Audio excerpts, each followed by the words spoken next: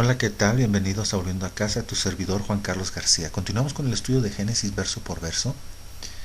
Nos quedamos en la segunda parte del capítulo 26, el misterio de Isaac, y el tema de hoy es la interacción entre Isaac y los filisteos. Nos quedamos en qué relación tenía Isaac con los filisteos. En la primera parte ya estudiamos un poquito, pusimos en contexto de quiénes eran los filisteos. Ahora vamos a ver la interacción que tiene Isaac con ellos, ¿sale? Entonces comenzamos con Génesis 26:1. Empezamos a leer.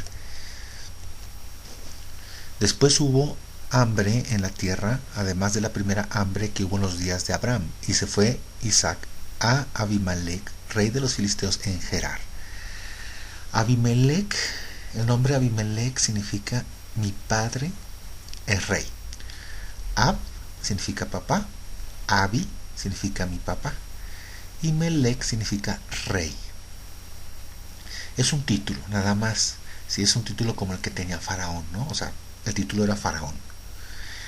Y es muy interesante que el título de rey de los filisteos sea este. Mi papá es rey. O dicho de otra manera, el papa es el rey.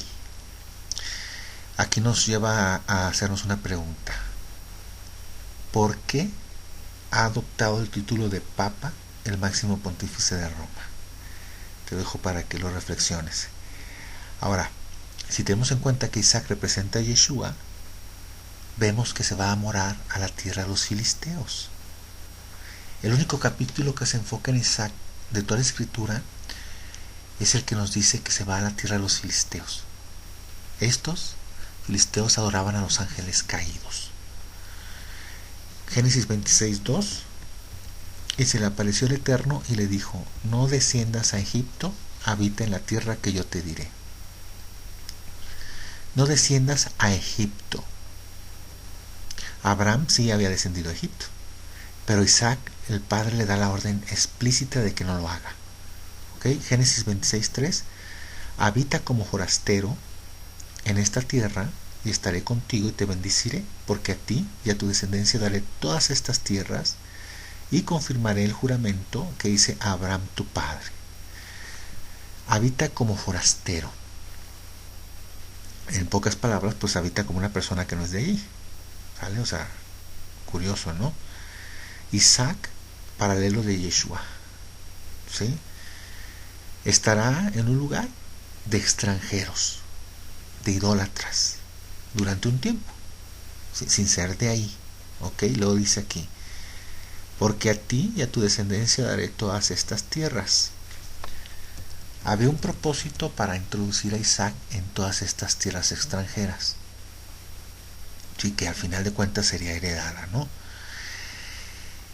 Es el mismo propósito que tiene Yeshua, que está habitando entre las naciones, en todas las naciones cristianas, sin ser de ahí, ¿sí? Luego dice aquí: y confirmaré el juramento que hice a Abraham tu padre. Es muy curioso que una vez que Isaac se introduzca en territorio extraño, Dios le confirme el mismo juramento que le hizo a su padre Abraham, ¿sí?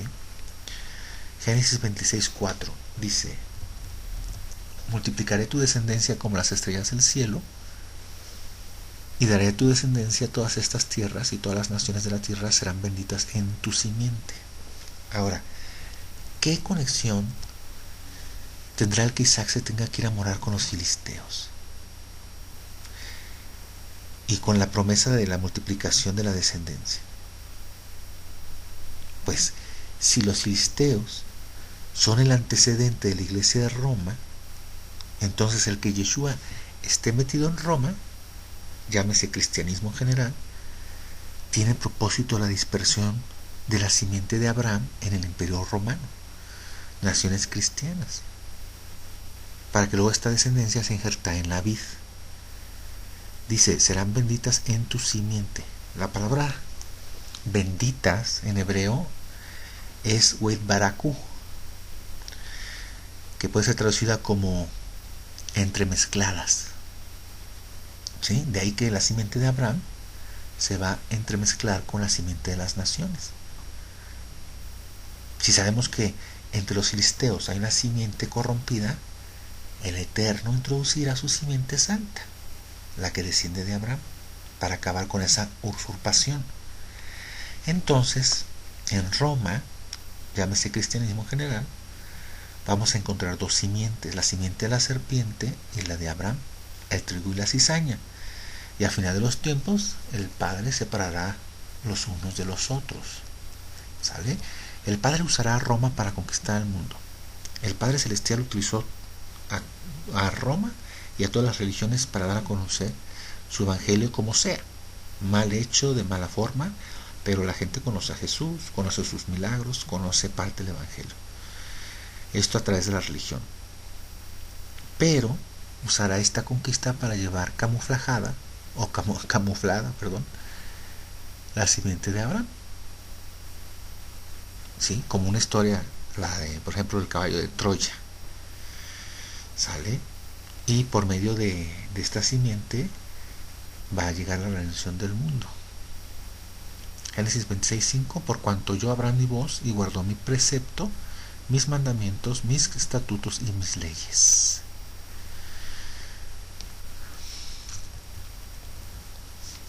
Ahora aquí hay una pregunta, ¿cómo es que Abraham guardó los preceptos, mandamientos, estatutos y leyes de Dios? ¿Que esto no llegó con Moisés? ¿A qué estatutos y mandamientos se estará refiriendo este versículo? Porque Moisés puso por escrito las leyes y los estatutos, pero ¿será que no había revelación del Eterno antes de que se pusiera esto por escrito? No hubo una relación, más bien, no una relación, una revelación del Padre a Abraham o a Noé sobre los estatutos e instrucciones. Por supuesto que sí la hubo. De hecho, la revelación la recibió también Adán por parte del Señor. Le fue transmitido a sus hijos y sus hijos a sus propios hijos, así consecutivamente, de manera oral.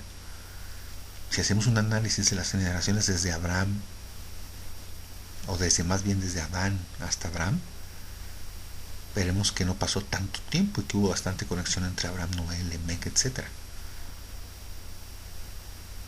También vemos que pasaron pocos años, de manera que la manifestación del Eterno se pudo pasar a nivel muy cercano. Por ejemplo, Noé fue contemporáneo de Lamec y muchos de ellos fueron casi contemporáneos con Abraham, y el propio Sem fue contemporáneo de Noé. Así es que no pasaron muchas generaciones para conocer toda la revelación del Eterno. Génesis 26:6. Habitó pues Isaac en Gerar, y los hombres de aquel lugar le preguntaron acerca de su mujer, y él respondió: es mi hermana. Aquí se vuelve a repetir la historia de Abraham, porque tuvo miedo de decir es mi mujer, pensando que tal vez los hombres del lugar lo matarían por causa de Rebeca, pues ella era hermosa, de hermoso aspecto. Es mi hermana. Acuérdate que Abraham también dijo lo mismo de su esposa Sara. Y ese mismo miedo que tuvo Abraham, aquí lo siente Isaac. Ahora, si hablamos de paralelismos otra vez y retomamos la idea de Isaac como símbolo de Yeshua, la esposa de Yeshua, ¿quién es? Su propia iglesia. Y de manera similar, como sucede con Isaac, Yeshua tampoco quiere que su esposa Israel sea robada. También es interesante hacer otra observación aquí con respecto al hecho de que Isaac dijera que Rebeca era su hermana. Aunque esta afirmación puede parecer extraña, hubo un descubrimiento en 1925-1933 que nos da un poquito de luz acerca de esto. Se encontraron en estas fechas, en el norte de Irak, unas tabletas. Estas eran conocidas como las tabletas de Nuzi y datan más o menos de 1500 años antes de Cristo. Y en ellas se encuentra un montón de información sobre la cultura, la situación y religión en aquella época. Y entre las leyes y costumbres interesantes que se pueden leer, hay una que indica que el esposo le podía dar a su esposa el estatus legal de la hermana, para que le hiciera partícipe de la herencia y tierras, y, o sea, herencia por parte del marido. ¿Sí? Así que el hecho de que Abraham e Isaac le dieran esta posición a sus esposas lejos de ser algo inventado o raro, debió de haber sido algo muy común en aquella época. ¿Sale? Génesis 26:8. Sucedió que después que él estuvo allí muchos días, Abimelech, rey de los filisteos, mirando por una ventana, vio a Isaac que acariciaba a Rebeca, su mujer. La palabra que se traduce aquí como acariciaba, en el original hebreo es la palabra meshahek. ¿Sí? Aquí encontramos un juego de palabras muy interesante. Isaac y acariciar están relacionadas. Fíjate, la palabra acariciar tiene que ver con el verbo mitzshak, que significa jugar, en el sentido de juguetear, ¿sale? Y la palabra Isaac en hebreo es yitzhak, y tiene que ver también con el verso jugar, pero con la connotación de divertirse, ¿sí? En recuerdo a que el padre se reirá cuando se cumplirá la profecía del nacimiento de Isaac. Entonces aquí vemos una especie de juego de palabras, porque Isaac, el que se reirá, se estaba divirtiendo o jugueteando con su esposa, ¿sale? Es 26:9.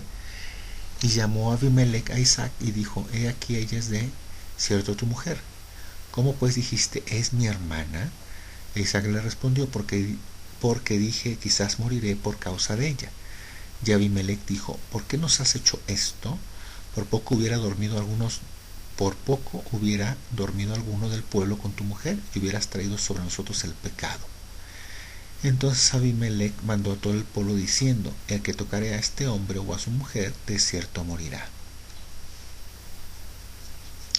Entonces aquí vemos algo interesante. Aquí vemos que Abimelech da un decreto a todo el pueblo con respecto a la mujer de Isaac, porque dice claramente que nadie del pueblo la toque.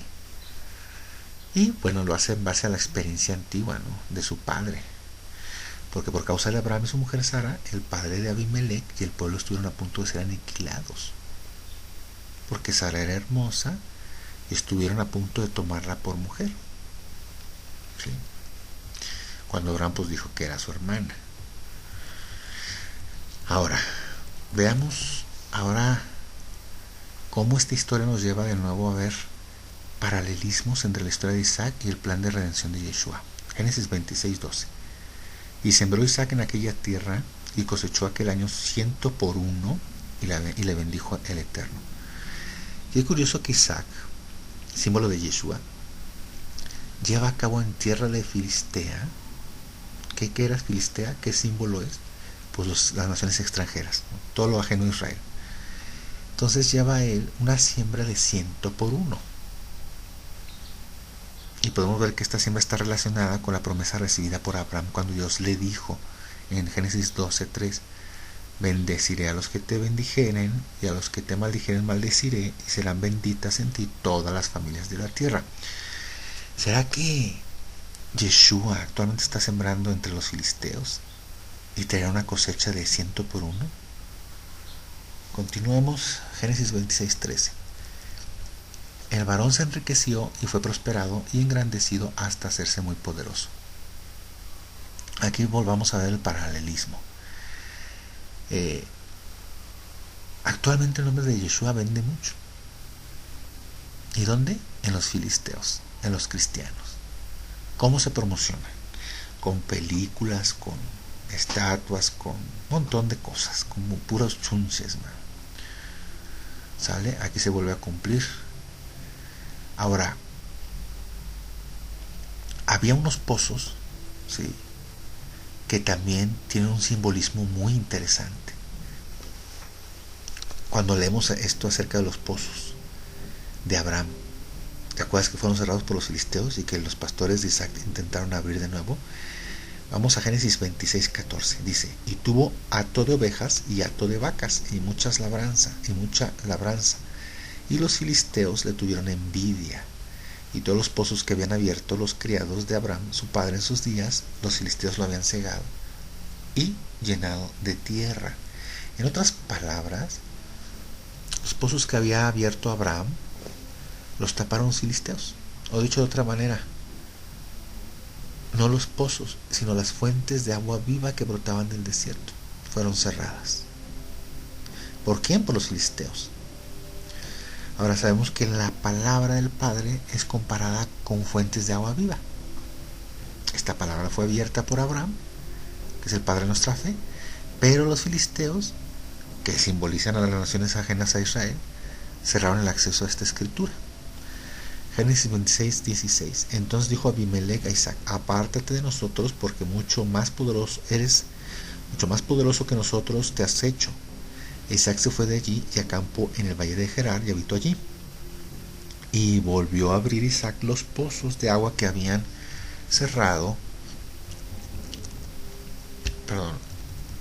de aguas que habían abierto en los días de Abraham su padre, y que los filisteos habían cegado después de la muerte de Abraham, y los llamó por los nombres que su padre los había llamado. Así es que Isaac se sale de esa región para habitar en el valle, y ahí pasa algo muy impresionante. Vemos otra vez aquí, dice: y volvió a abrir Isaac los pozos, los cuales habían sido abiertos por su padre, y los llamó por los nombres que su padre los había llamado. ¿Y cuáles eran estos nombres? Pues eran nombres que glorificaban al nombre del Señor. Se llamaban, por ejemplo, el Señor es mi proveedor, otro se llamaba el Señor me ve, otro el Señor es mi pastor, y así, etcétera, ¿no? Por eso los pozos habían sido cerrados. Los filisteos no querían que el nombre del Eterno fuera difundido y prosperado. Los filisteos querían quitar y quitaron la conexión con Abraham. ¡Qué coincidencias! Génesis 26, 19.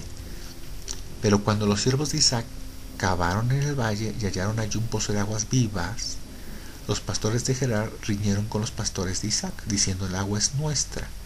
Por eso llamó el nombre del pozo Esec, porque habían altercado con él. Y abrieron otro pozo y también riñeron sobre él, y llamó su nombre Sidna. Y se apartó de allí y abrió otro pozo y no riñeron sobre él, y llamó su nombre Rehobot, y dijo: porque ahora el Eterno nos ha prosperado y fructificaremos en la tierra. Los pastores de Gerar riñeron con los pastores de Isaac. Entonces aquí estamos viendo dos tipos de pastores: los pastores de Isaac, que eran los que trataban de abrir los pozos, y los pastores de Gerar, los filisteos, que estaban tratando de taparlos, ¿sí? Dice aquí: el agua es nuestra. Es decir, los filisteos, los pastores, que eran ajenos a Abraham, querían apropiarse del agua, de la palabra. Y bueno, vemos cómo estos dos grupos de pastores van a reñir, y como consecuencia de eso se cierran dos pozos, pero el tercero no podrá ser cerrado. Ahora, los nombres de estos tres pozos son muy significativos para entender el plan de redención. Fíjate, el primer pozo se le llamó Esec. Ese nombre Esec significa disputa. El otro pozo se llamó Sidna. Este nombre Sidna, en el Strong H7856, tiene las mismas tres letras en hebreo que el nombre Satán. Entonces este pozo directamente se llamaba Satán, ¿sí? Y dice aquí: y abrió otro pozo y no riñeron sobre él, y llamó su nombre Rehobot. ¿Sale? El nombre Rehobot significa lugares amplios. Ahora, algunos comentaristas rabínicos dicen que tiene esto un indicio profético de lo que pasaría en el futuro con los tres templos, con los tres templos, estos que habría en Israel. El primer pozo, ese, hace referencia al primer templo que fue destruido por los babilonios, ¿sale? El segundo pozo, Sidna, hace referencia al segundo templo y el exilio causado por Roma. Y el tercer pozo, Rehobot, hace referencia al tercer templo, que no será destruido, porque vamos a estar en los tiempos de la redención final, ¿sí? Ahora, estamos hablando de que todo sucede en el valle de Gerar, ¿sí? Que es la costa del Mediterráneo, que comprende exactamente la zona de Gaza. En los siguientes versículos vamos a ver que hay una gran trascendencia profética. Vamos a Génesis 26, 23. Dice: y de allí subió a Beersheba, Y se le apareció el Eterno aquella noche y le dijo: yo soy el Dios de Abraham tu padre, no temas, porque yo estoy contigo y te bendeciré y multiplicaré tu descendencia por amor de Abraham mi siervo. Beerseba es la capital de la zona del Negev. Así es que vemos cómo Isaac, símbolo de Yeshua, se adentra hacia la tierra de Israel. En otras palabras, aquí vemos el desenlace del capítulo cuando Isaac sale de la tierra filistea o extranjera y regresa a su casa, al lugar donde había fundado su padre Abraham. Y en el momento en que Isaac regresa a su tierra, recibe la bendición del Eterno, la promesa de protección, bendición y multiplicación de su descendencia. 26-25 Génesis: y edificó allí un altar e invocó el nombre del Eterno y plantó allí su tienda y abrieron allí los siervos de Isaac un pozo. Además vemos cómo al regresar a Beerseba, la ciudad que había fundado su padre Abraham, lo primero que hace Isaac es edificar un altar. Génesis 26-26: y Abimelech vino a él desde Gerar, y a Usad, amigo suyo, y Ficol, capitán de su ejército, y les dijo Isaac: ¿por qué venís a mí? Pues ¿qué me habéis aborrecido y me echasteis de entre vosotros? Y aquí vemos por otro lado que pasa algo interesante. Abimelech, que había expulsado a Isaac de su tierra, le viene a visitar. Pero esta visita es diplomática, porque también viene Ficol, que era el capitán del ejército. Génesis 26-28: y ellos respondieron: hemos visto que el Eterno está contigo, y dijimos: hay ahora juramento entre nosotros, entre tú y nosotros, y haremos pacto contigo, que no nos hagas mal, como nosotros no te hemos tocado, y como solamente te hemos hecho bien y te enviamos en paz, tú eres ahora bendito del Eterno. Entonces él les hizo banquete, y comieron y bebieron, y se levantaron de madrugada, y juraron el uno al otro, e Isaac los despidió, y ellos se despidieron de él en paz. Según algunos rabinos, la razón por la que viene Abimelech a hacer un pacto con Isaac es porque ya había existido un pacto anterior con Abraham, que era el padre de Abimelech. Y como habían echado a Isaac de su tierra, en realidad habían violado ese pacto. Pero al ver cómo Dios le estaba prosperando, tiene miedo que Isaac, en venganza, los quiera destruir. ¿Sí? Y pues viendo cómo se había engrandecido, pues prefieren mejor renovar el pacto.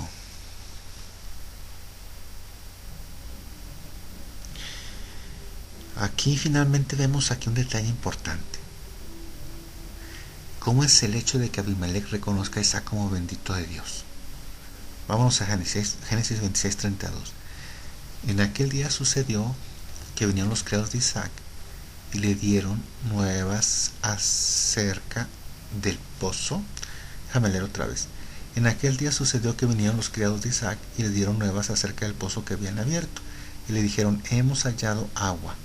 Y lo llamó Seba. Por esta causa el nombre de aquella ciudad es Beerseba hasta este día. La palabra Beerseba o Beerseba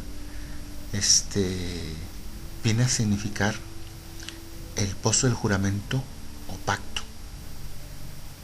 ¿Sale?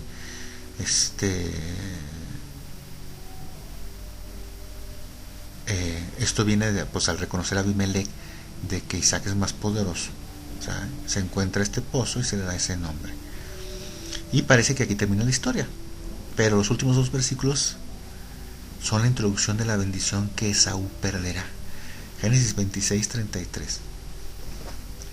y 34. Y cuando Esaú era de 40 años, tomó por mujer a Judith, hija de Beeri Eteo, y a Basemat, hija de Elón Eteo, y fueron amargura de espíritu para Isaac y para Rebeca.